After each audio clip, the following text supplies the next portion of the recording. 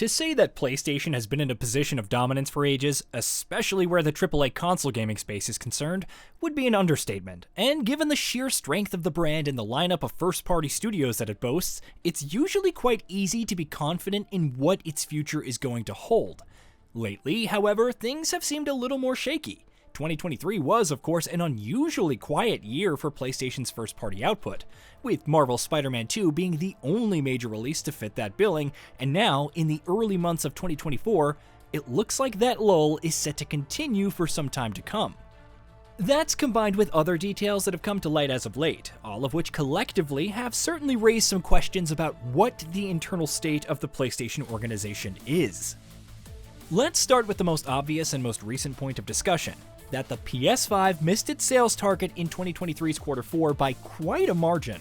The October-December quarter is when we usually see console sales exploding pretty much every year, and the expectation was that PS5 would enjoy such a boost in sales, not only because that's when Marvel's Spider-Man 2 is releasing, but also because this was going to be the first holiday season since the console came out where its sales wouldn't be throttled by supply issues. Not to mention the fact that the PS5 Slim also released in quarter 4. And sure enough, Sony's own financial projections confirmed that the company was indeed expecting massive sales. Things haven't quite panned out that way. During its recent quarterly earnings briefing, Sony revealed that the PS5 sold 8.2 million units in quarter 4 of 2023, which isn't anything to scoff at by any means, but is still well below the target that the company had set. Meanwhile, for the entirety of the fiscal year, which started on April 1st, 2023, and will end on March 31st, 2024, Sony had previously projected a record-breaking 25 million PS5 shipments, something that no PlayStation console has ever managed before. But with shipments for the fiscal year standing at a respectable but not earth-shattering 16.4 million units as of December 31st, leaving just 3 months to sell an additional 8.6 million units, Sony has now revised the forecast down to a total of 21 million units, which means the company now expects 4.6 million shipments between January and March. Now, 21 million units in a single fiscal year is still very impressive. Even some of the most successful consoles of all time haven't managed that, but even if the PS5 does manage to meet that revised forecast, still ultimately not performing to the level that Sony had hoped. Rubbing salt in the wound is the fact that this is likely going to be the PS5's peak, with Sony president and PlayStation chairman Hiroki Totoki having said during the company's recent earnings call that the PS5 was approaching the latter half of its life, and that Sony was, as such, expecting a gradual decline in sales for the console going forward. Speaking of which, the plain and simple fact that the PS5 is approaching the latter half of its life cycle, though chronologically obvious, is also one that boggles the mind, because really, it feels like this generation has only just started.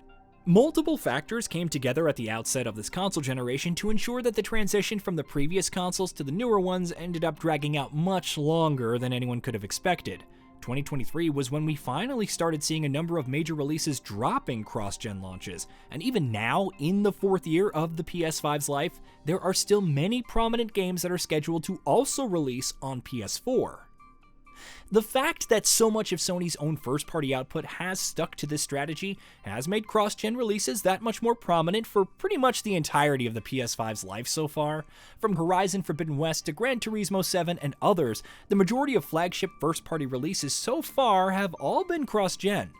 In fact, at this point, more than 3 years on from its launch, the PS5 still really has just 4 major first-party exclusive games that aren't playable on PS4. Demon's Souls, Returnal, Ratchet & Clank Rift Apart, and Marvel's Spider-Man 2, and 2 of those are playable on PC. If you really wanted to stretch it, maybe you could also count the likes of Destruction All-Stars, Astro's Playroom, or The Last of Us Part 1, but all of those come with notable caveats, from being a pack-in tech demo/game to being a conservative remake of a game that didn't need one, to, in Destruction All-Stars' case, just, not being very good. Now, given the fact that putting exclusivity aside, the PS5 already has a stellar library of games, in the grand scheme of things, does it matter that there haven't been more true first-party exclusives? Maybe not, but it does call into question the very existence of the console's generation, and whether it needed to be brought in when it was, because clearly, the PS4 has been good enough to run the vast majority of the most notable games that have released on PS5 thus far. To make matters worse, it's looking like it's going to be longer still before we see more of those premium flagship first-party releases on PS5. PlayStation boss Hiroki Toteki recently confirmed that the company doesn't plan on releasing any new installments on existing major franchises until at least April 2025. Between now and then, we do have the likes of Rise of the Ronin, Until Dawn, and Concord in the pipeline, while rumors have suggested that a new Astrobot game could also release, not to mention the fact that Helldivers 2 just recently launched.